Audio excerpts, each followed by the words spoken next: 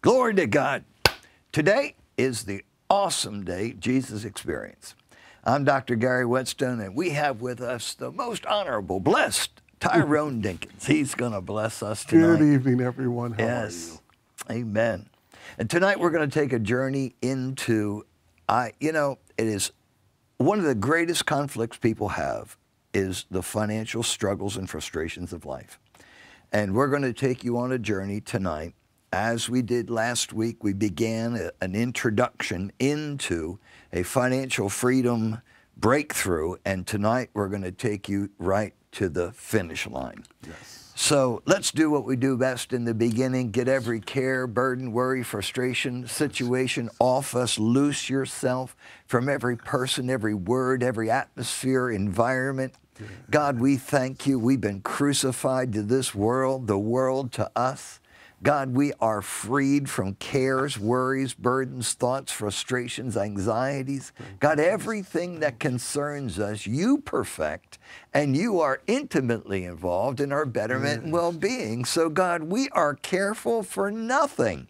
We loose ourselves from every sin, issue, and conflict of man. We even forgive ourselves, Father, because your blood did it, and we don't judge ourselves either. We set ourselves free in Jesus' name. Amen. Amen. Tyrone, have you ever had to just loose yourself from yourself just so that you could just live with you? Yeah.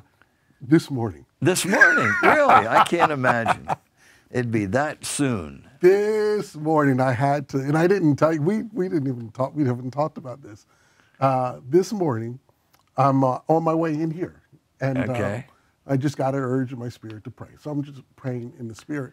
And I pulled over into a parking lot because it was a little more intense than I could drive with at the moment. And I hear a tongue coming out of my mouth that, one, I'm not used to hearing, if that makes any sense. Right. Oh, yeah. Yeah. So my head is like, okay, God, you're doing something here. I need to wrap myself around what's going on. Yeah. So I'm praying. And I'm thinking, in my mind, I'm trying to figure out, all right, God, what is this about? Is this about the wife, the kids, or something that's going on? And I finally released, and what came out of my spirit was, I surrender. Wow. And it was completely, okay, God, I give it up. I surrender. And I knew what he was talking about. Okay, so yeah, you knew what the issue of surrender was all about. I knew what the issue of surrender was about. And it's not like it's anything hidden or anything secret. It's that if my problem is that I always feel that I can figure it out. And God was saying to me, stop trying to figure it out. I have this. So I had to surrender my wanting and my desire to try to control the outcome. And to try to control the situation. Because once I said I surrender, I then heard the burden is released. Praise God.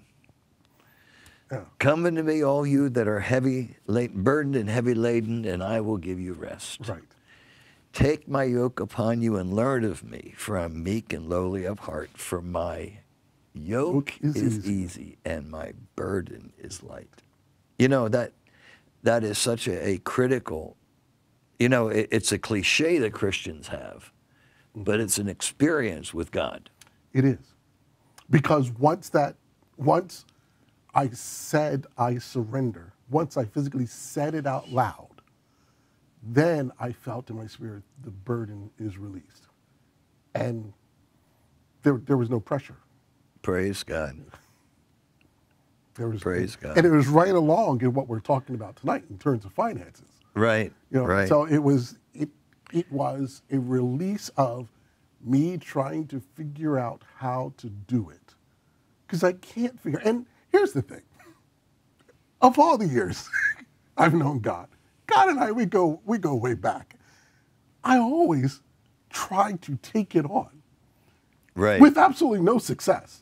Like, there's never been a story of success where I tried to take it on and it's worked. And it worked, and God said, good job, right? Yeah, it has never worked. Yet every cycle, every couple of times I try to go back. All right, okay, gotta, it's like a game show. I'm the game show host, and I'm trying to predict the best outcome. And say, well, if you do this now, this way, this will really work. It doesn't work. What about you? What have you been taking into your care? What need has been driving you that tries to dominate your perception of what you are believing God for? Because sometimes need is a domination, and as it mounds up with issues and decisions of people around us, we feel responsible for what they now commit themselves to, of which we have to pay for. And so, Right, that's exactly what it is. yeah, I know. So, here we are, and we're in a course of action that everybody, if they are driven by their dreams and visions and purpose in God, then there is a response from God to provide for that vision. But what if the people around you are driven by need? What if the environment is for sense of significance or achievement, and they create an undue burden on you that was not designed by God? Does God take care of even the things that we create? Yeah, that we put on ourselves? It's like you've got let's say you have a job that pays $50,000 a year, and you decide, I really want a Mercedes. And you have a rent on an apartment for $2,000 a month. Right.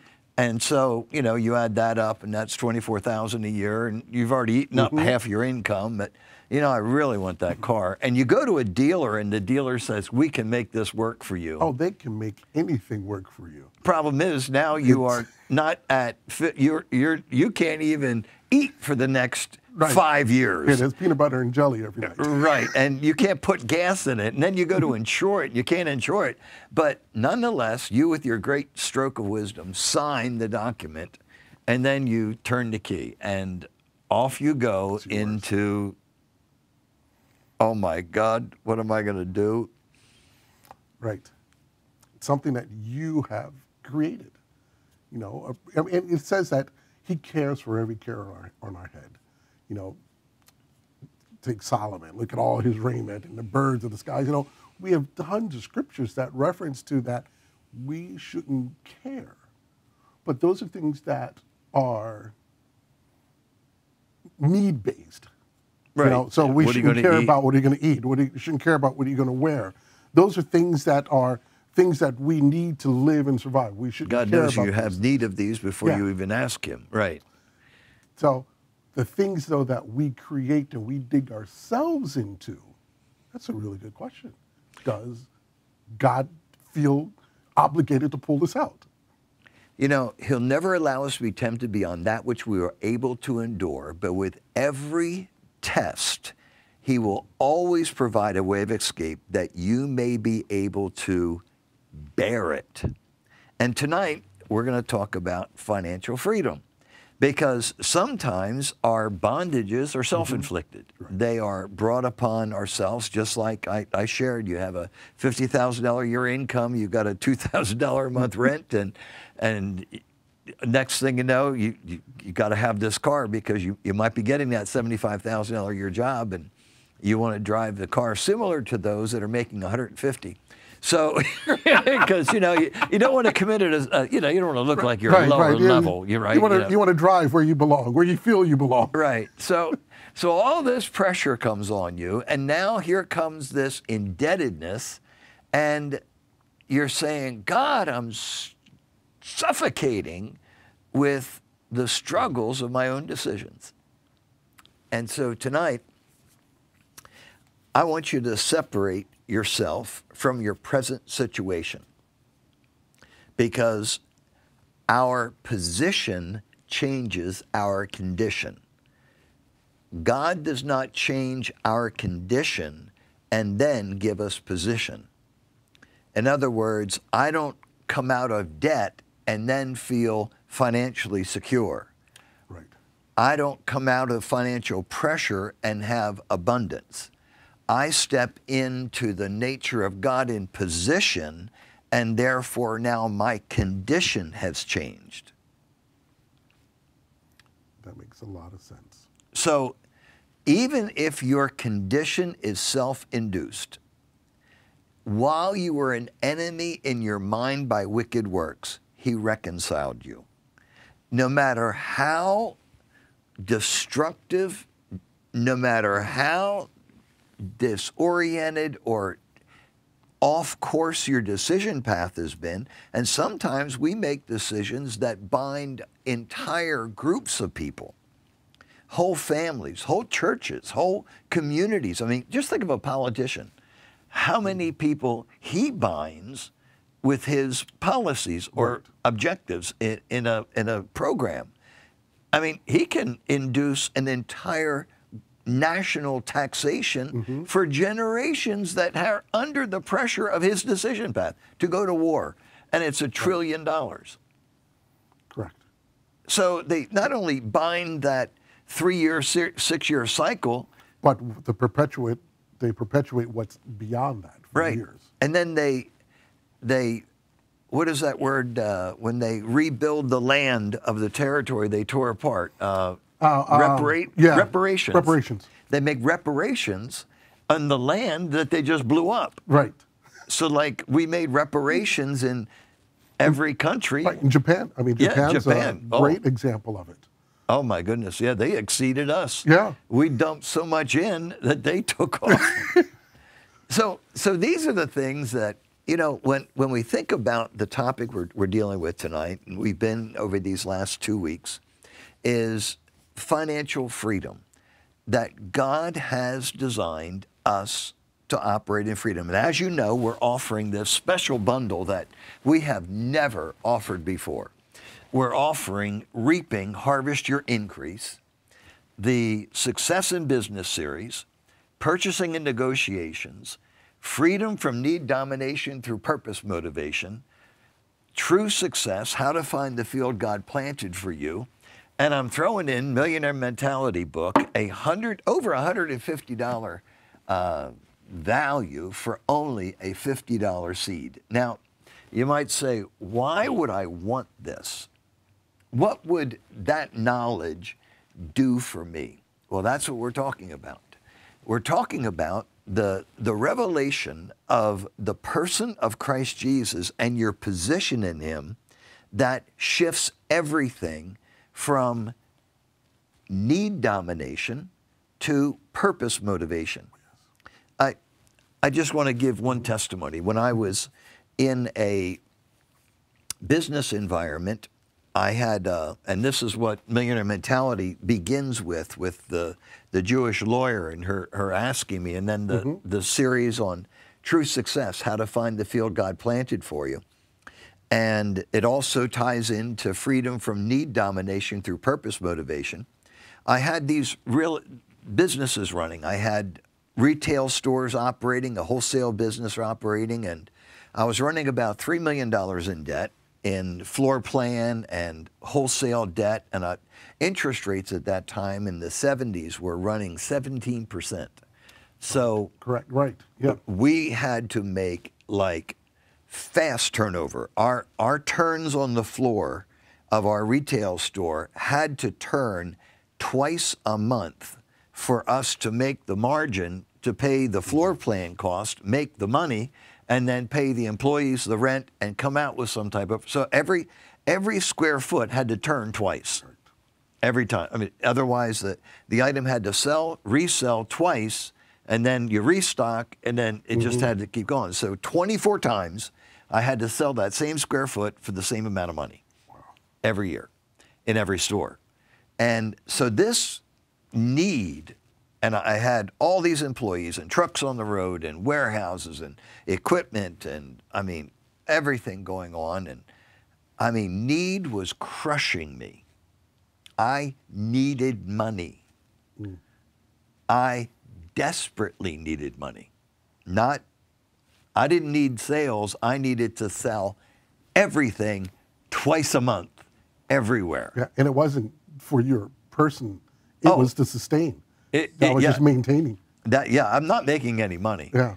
I could go and work and flip hamburgers and make more money than what I was making running all these corporations, because this money was not coming to me. This money was flowing out to all the needs that existed. Yeah. And we do this as a family. We create need in family. We create need in our own personal agenda. We create need in education. We say, well, I need the education to make the money. So then you go into debt to get the education, but the revenue stream from the education and the job does not perform sufficiently to pay off the debt of the education. So now what you needed to get to, you don't have the revenue to pay for. Right. Oh! It's a cycle. It is a never-ending, vicious cycle of need. So here I am, going through life in this constant choking. Now, I have a Christian organization. Most all my workers are spirit-filled believers. We're praying before every work cycle. We're calling forth the sales. I mean, we're taking courses. We are doing everything we can do to get the breakthroughs we need. Spiritually, physically, we're being trained in sales, and we're putting highest turn items to the forefront and point of purchase items right at the register so we can get our yeah, you got the idea. This thing is, that's why candy's always at the register. Up sales. Yeah, you get that little extra $2.50, and boy, those little gumballs are now no longer at 5 cents or 50 cents. So you got the idea. Here I am, all this need, and I went into business to free myself from financial pressure. Only to find out I created a mammoth engine that I had to live to drive. So,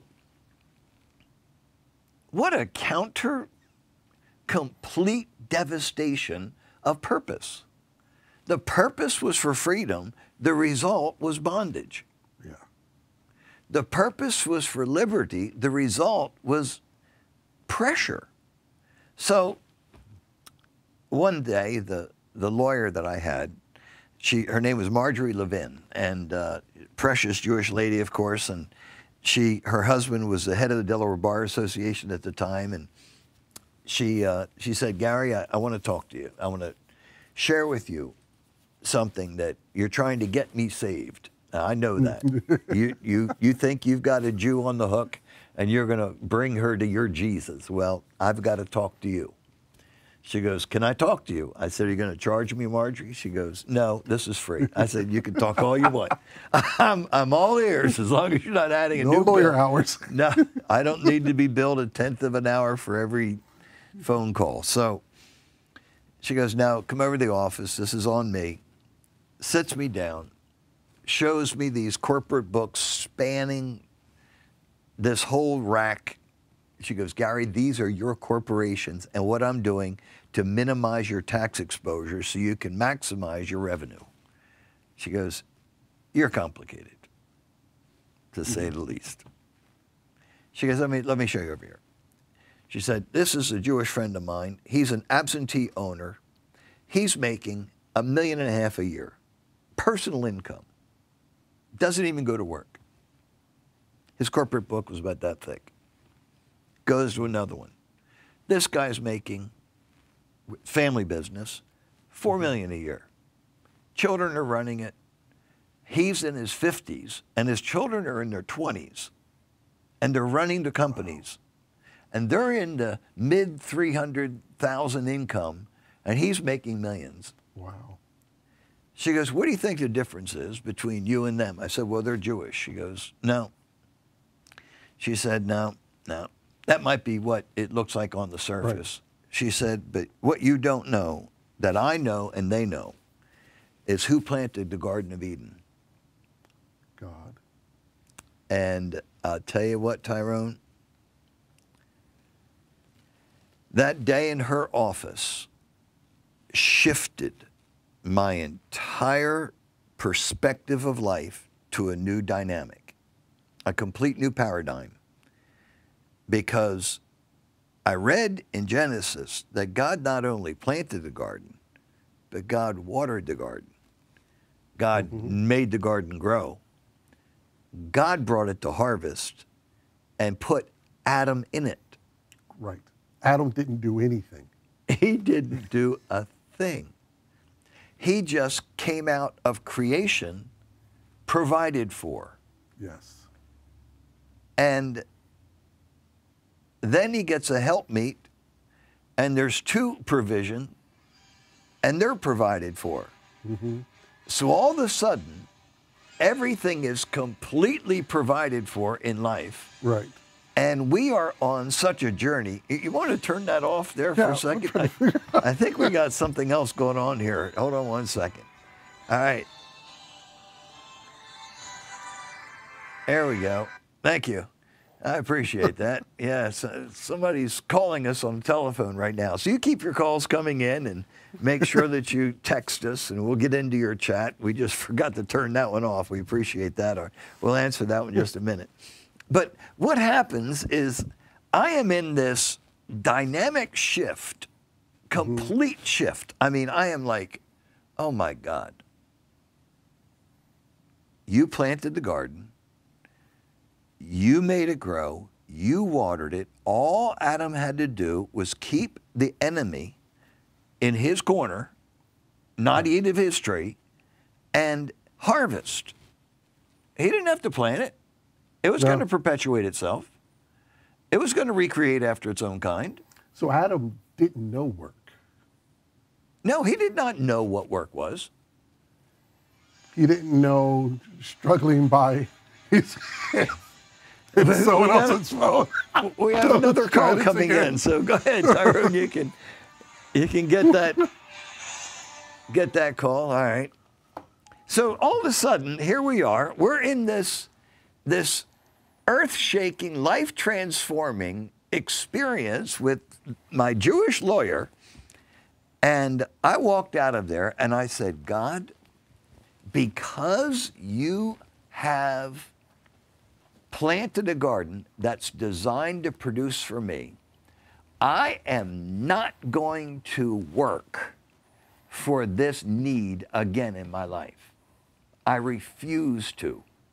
So something happened in my life. I went back that day, and I found myself evaluating what it is that I'm serving, what need I'm serving.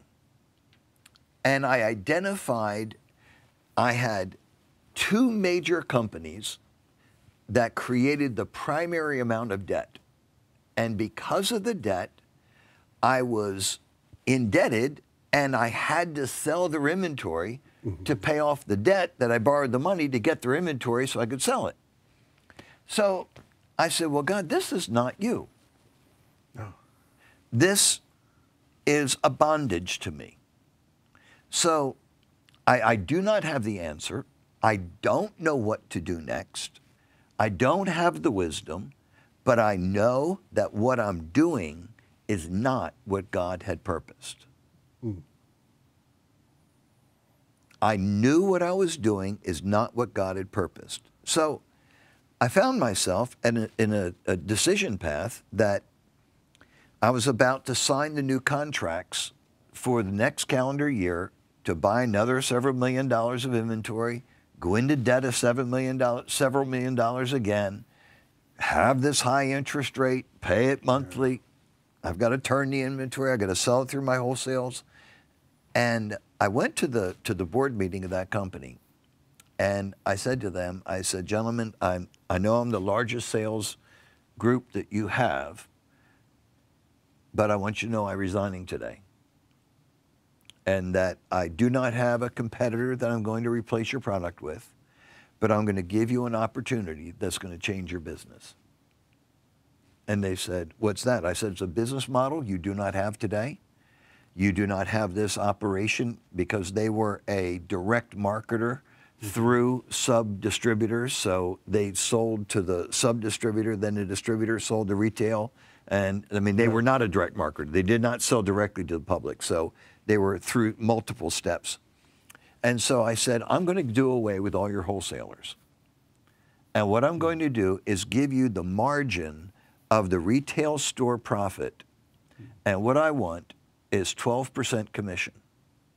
And you will have every order prepaid before you ship, in cash, no floor planning, no time dating, nothing. Every retail store will now only pay you directly, and I am the independent rep representing your company, but I want the territory from the Mississippi all the way to Maine. They said no. I said, well, my flight leaves tomorrow. I'm available at my hotel throughout this evening. So when you change your mind, call me. Because back then there were no cell phones or anything, so you had to call me in my room.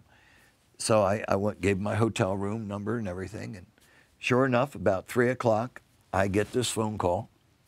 And they said, would you be willing to come to dinner, talk this over with us?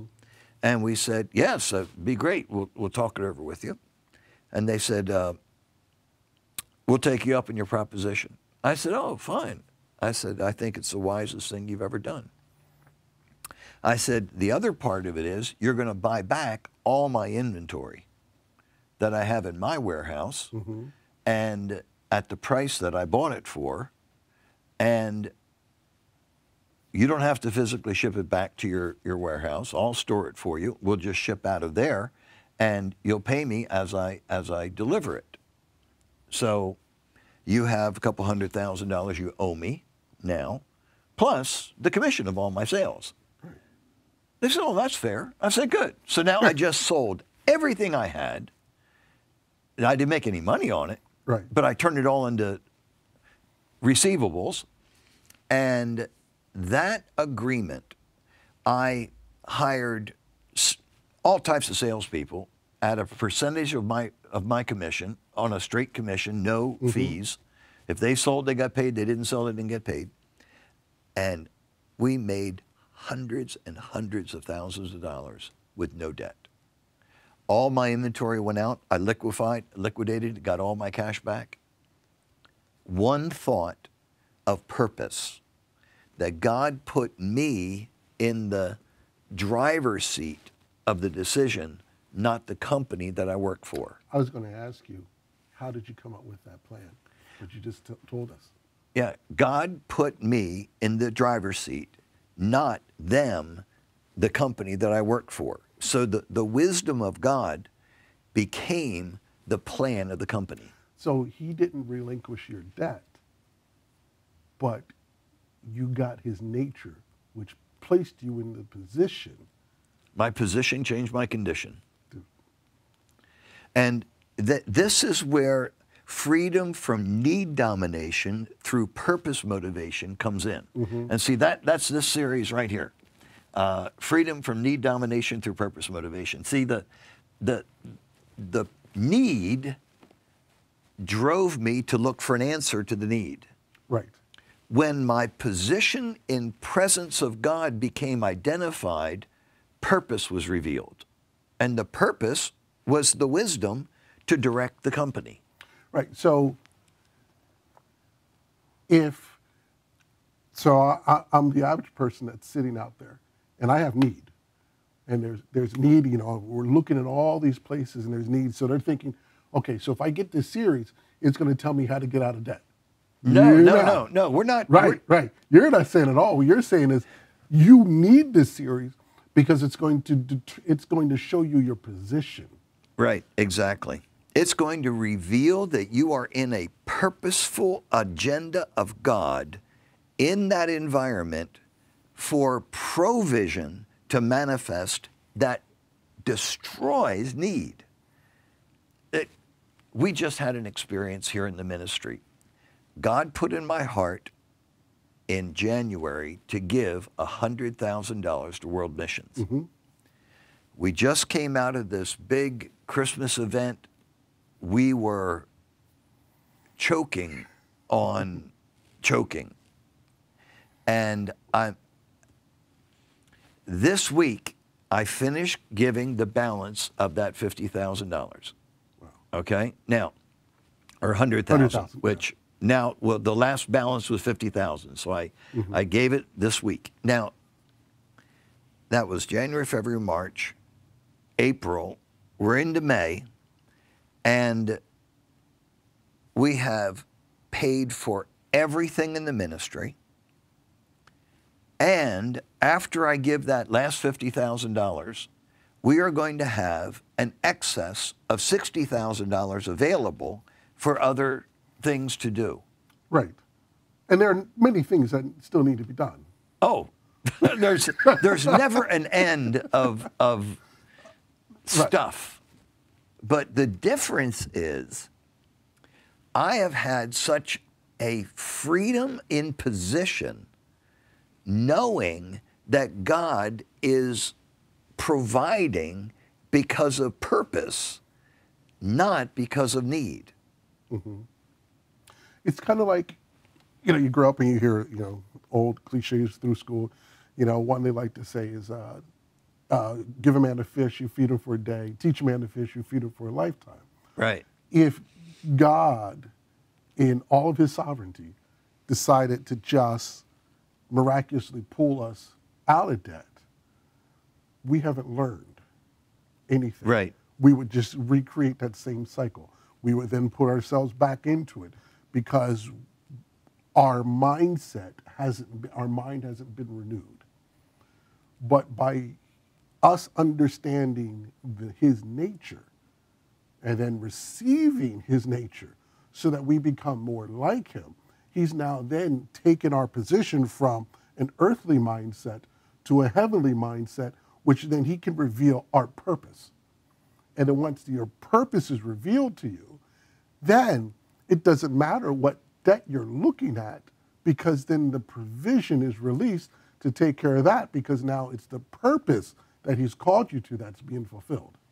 And the debt is not, or the need is not a voice. Right. It is met. And it is met by wisdom. It's not met by money. Money may be used, but wisdom is the conveyor of it.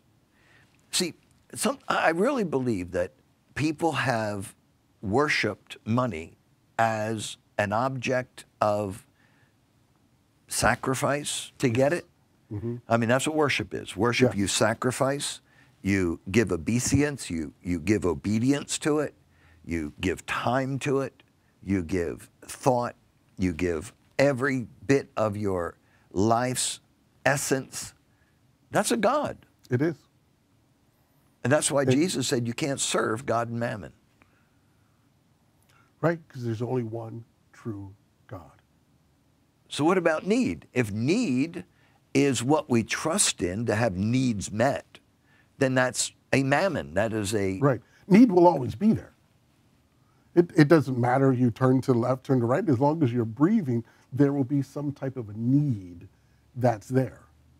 But that need can't have a voice that controls or that directs your head this way or that way, or directs your actions that says, okay, well, if I work this many more hours, then I can meet that need.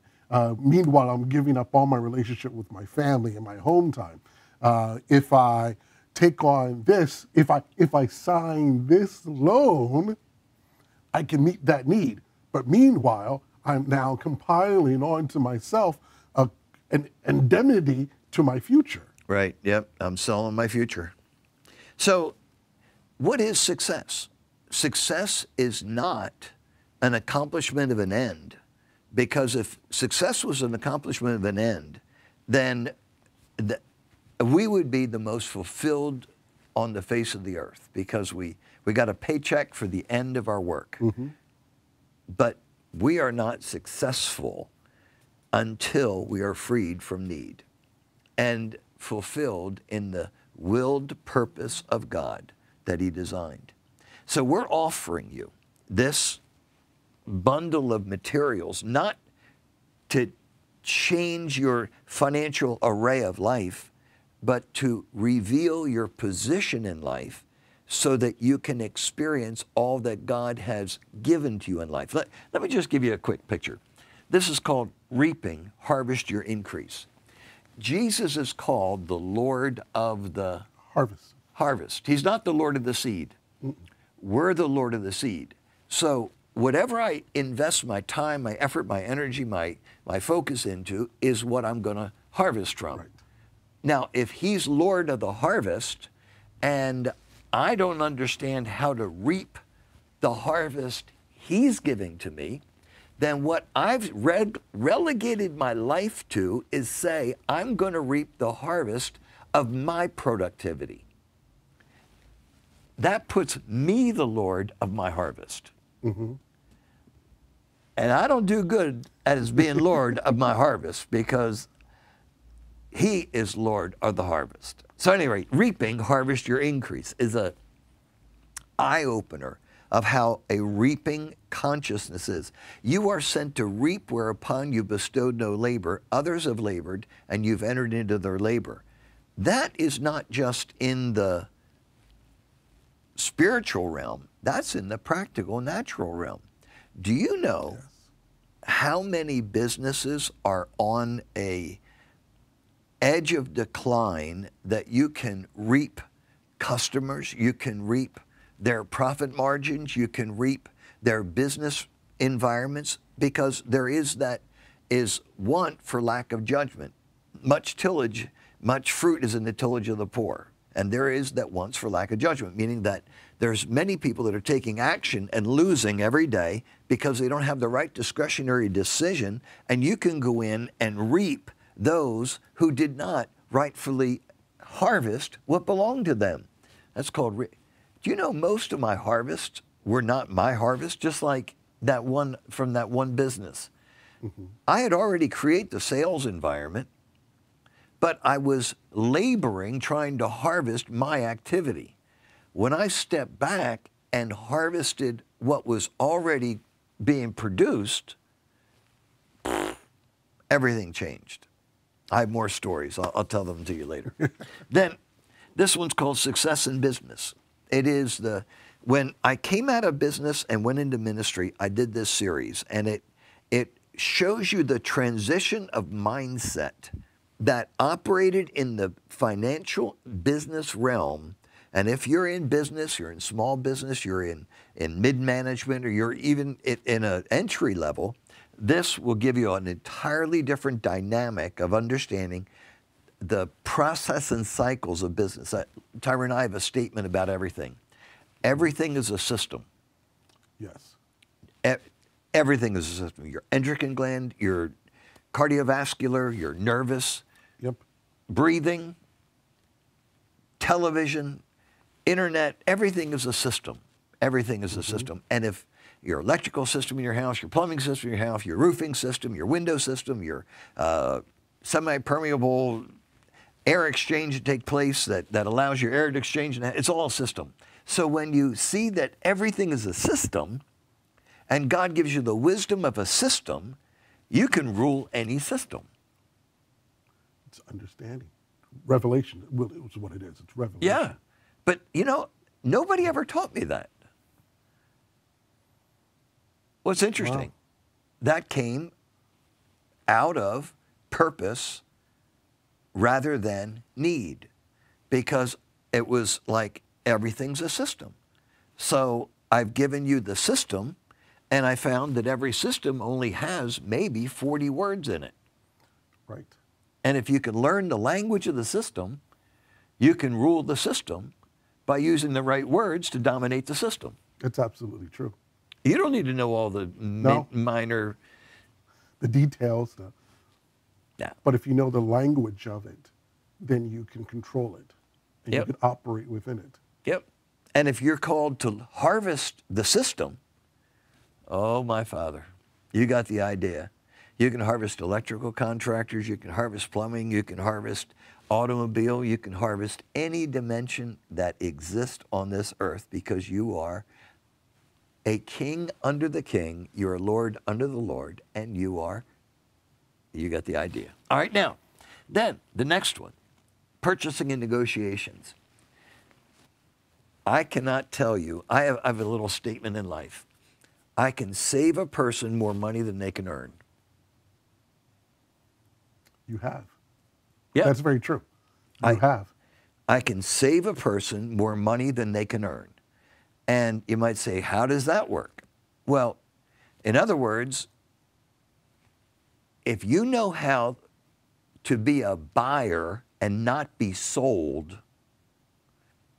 if you got that one word, your life just changed. If you know how to be a buyer and not be sold, you can step in and buy things, pennies on the dollar, and then sell them to somebody that'll be sold. It's quite simple. It's really no more difficult than that. It's life transforming. That's all I got to say. Purchasing negotiation, I can save you more money than you can earn in your lifetime.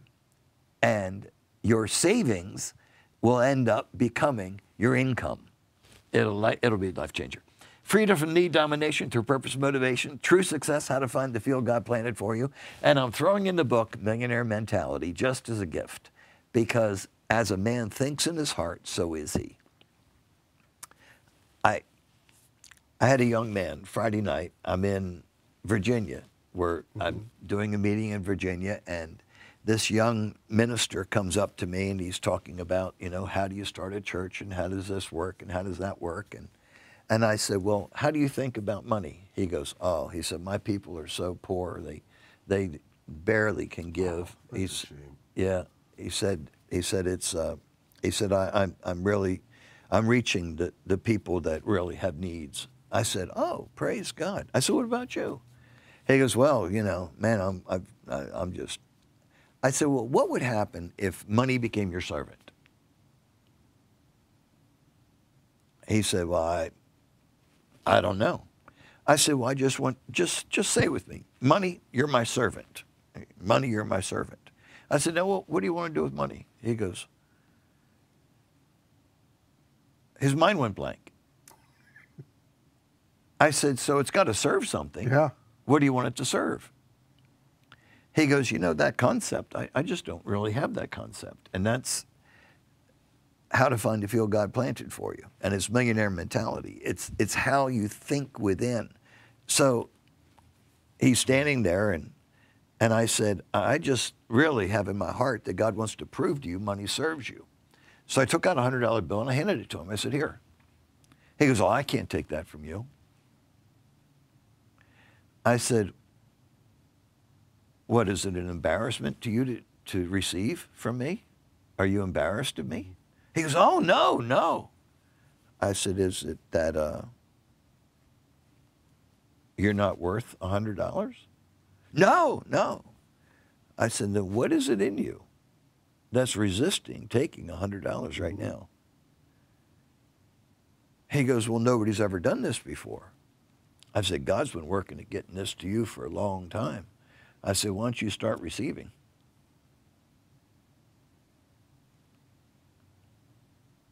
So then all of a sudden, all these people ran over. Started giving them hundreds? No. They wanted me to give them hundreds. Oh, they were showing that they've received.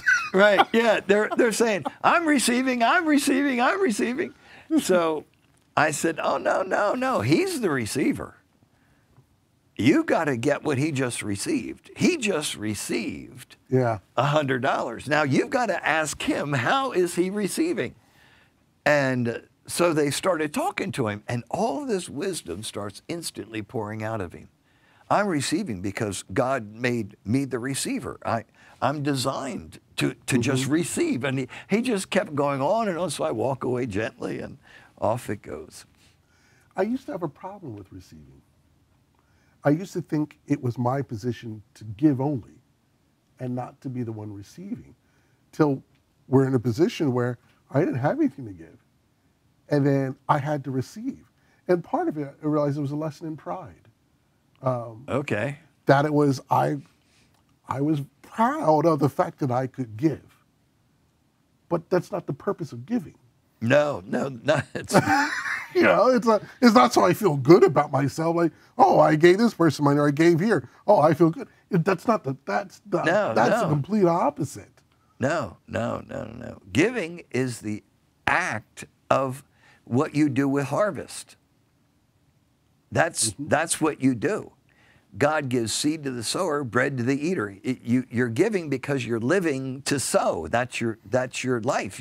And that's what I had to learn. Yeah, it's your position. Yeah. Your position is constantly sowing. So tonight, I know you've been asking questions, and some of this seems to be almost ethereal in your mind. It's like, okay, so I'm just going to ask God to do this. Well, yeah, you are. You are definitely going to ask God to show you the harvest that belongs to you, free you from need domination through purpose motivation, have what you put your hand to prosper, because you can't steer a parked car. You must begin an action. You must begin to go down a course of an action that you perceive God has directed you. And God just unfolds as you keep going. You have the right to reap and harvest your increase. You get the Financial Freedom Bundle, all the CDs, all the study guides, and it's only $50. Now, this is $150 some offer for only $50. Or you can get the digital download for $40. Now, we want to make sure that you get this tonight, because we're not going to be able to make this available after tonight. This is going to be the end. So make sure you get your Financial Freedom Bundle, and it will transform your life. So, Tyrone, when I just have to tell you this. I bought a house at a sheriff's sale, and when I bought the house, I could see a family living in this house. And so I had all kinds of people wanting to buy it from me, wanting to lease it, and I refused. I just refused. I wouldn't, because I saw the purpose of it for a family. And you're living in that house. Right, right. So I had to receive. Yeah. I had to receive from you a house. And now, myself, my wife, our 3 kids, and your little dog. My little dog, oh my goodness, yeah. We have their dog. You received it all. You got the house, you got the... And I can't say they're enjoying it. That would be an understatement. They're thriving in it. And it's a small house. It's not this huge, grandiose place, but... They call it the comfy, cozy house. The comfy, cozy house. Comfy, cozy house. That's what my kids call it. They all had their little area. And it's been my whole thing with families, that the family is one of the most important things to me. Right. And the 5 of us is like high priority, but we've been so close, like it's just fostering, so they don't have a wing over here to go there or a wing over there to go and hide out. We're together all the time, and it's really joyful. Wow. And what's interesting is the purpose. When I got that house, I saw a family in it. I didn't see, a guy getting it for profit, and I didn't see, a young couple there. I saw a family. And I can't tell you how much money I turned away. I appreciate it. Yeah, but there's a purpose. Right. And that's what I guess I can't express enough that there is so much in God available that if you step out of your condition and step into your position, you end up with provision for the wisdom and vision God gives to you. And I know that God's Spirit's speaking to you right now. And Tyrone and I are going to pray for you. We're going to agree together for the anointing of God to just break through that pressure, because I know what that pressure feels like. And I refuse to live under pressure. I refuse to even let my own mistakes become pressure on my life. Yes. I refuse. If I make a decision and it creates a financial burden, I refuse to let that financial burden have a voice. It's dead to me.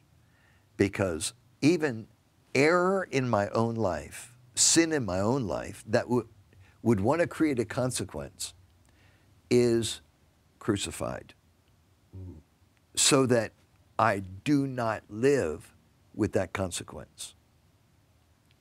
And God always provides a way of escape so that I can bear it. I learn next time I function differently, but from the last time, I'm not under the control of it. Right. I'm not paying for the past. And these are the realities of this financial freedom in your life. Oh my God. Bando celebratos corrimanticide pabando asebua cara mandawe.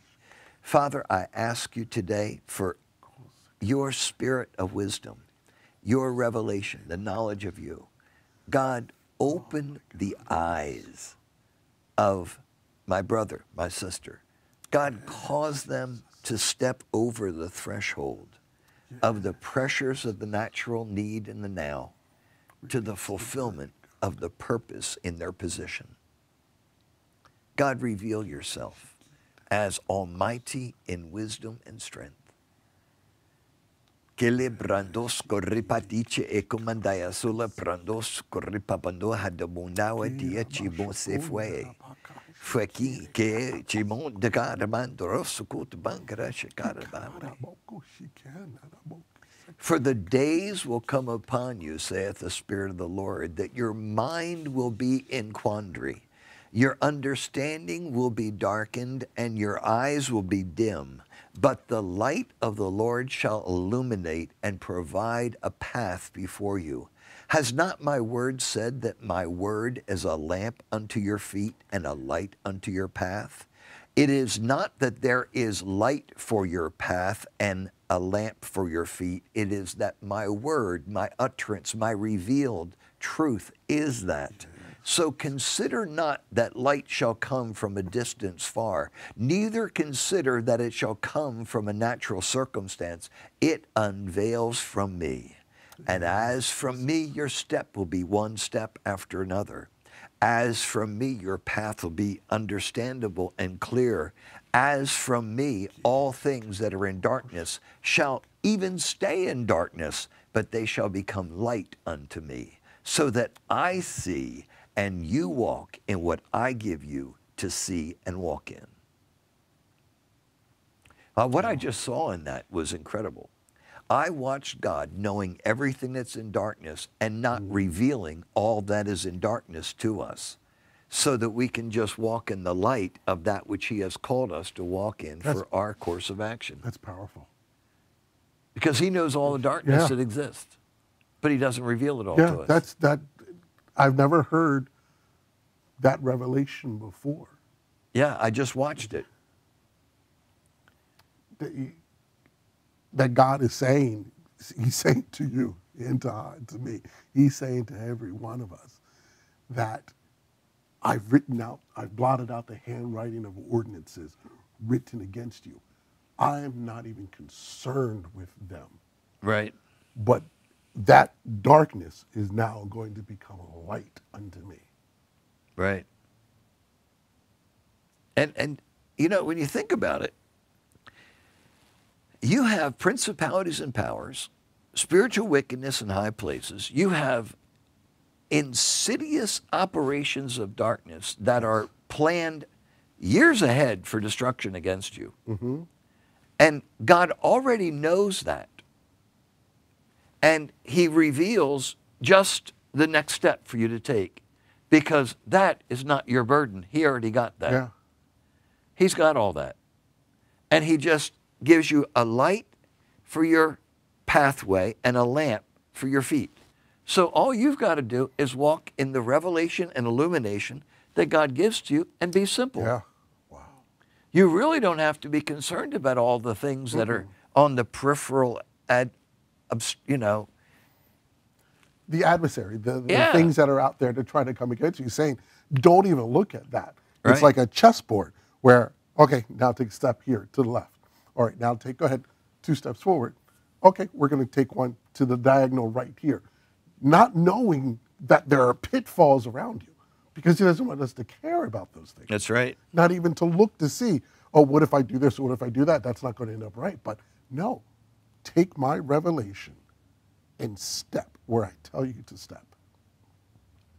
And sometimes, you know, just as I'm hearing this in my spirit, we become focused on the very things we're not even designed to see. Yes. And the things God's designed us to walk in, because we're focused on something else, we're oblivious to the very step that God called us to. That's why he is the lamp unto our feet and the light unto our path. I pray God's given you wisdom tonight. I pray God's opened the eyes of your understanding. And I do pray that you make a decision in your next steps in your walk to say, God, I just want to change my position. I want to move from need domination to purpose motivation. I want to step out of the labor of my hands, and I want to step into the field that you planted for me. I want to start to reap the increase of your harvests.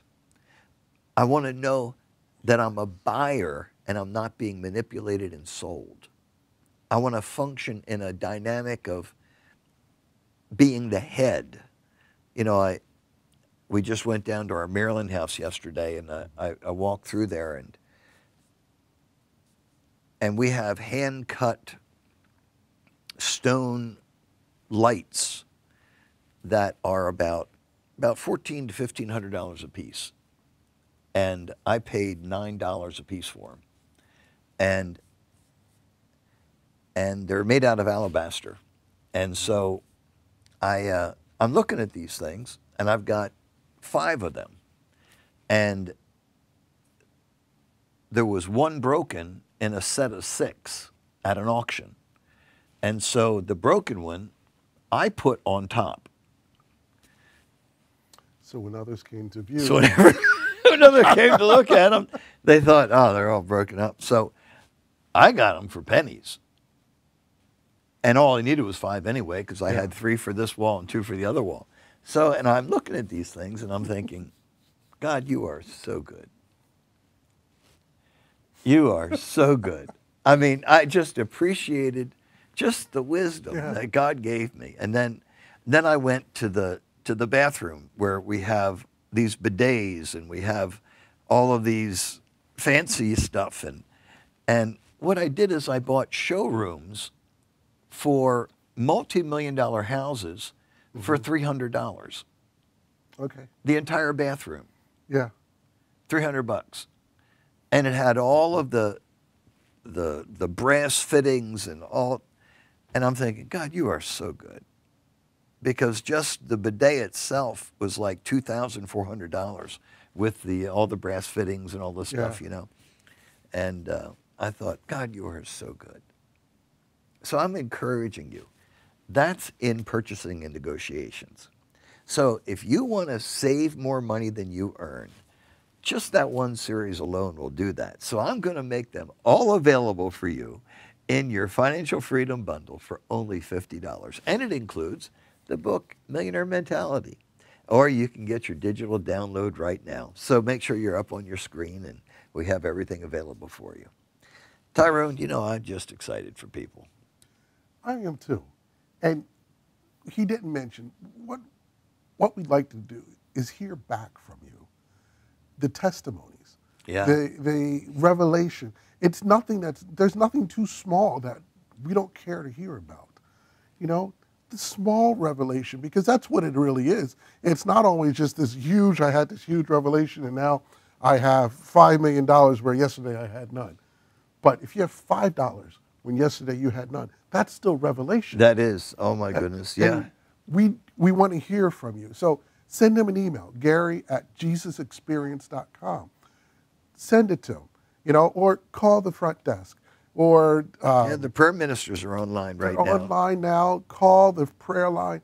Tell us your praise and prayer reports. Because as you said, we overcome the enemy by what? The blood of the Lamb and the word of our testimony. Amen. And so it's the word of your testimony that will help others to overcome, to see that what God can do for one, he will do for all. Nothing that we experience in this walk, in the supernatural walk of God, is exclusive to an individual. That power of God belongs to us all.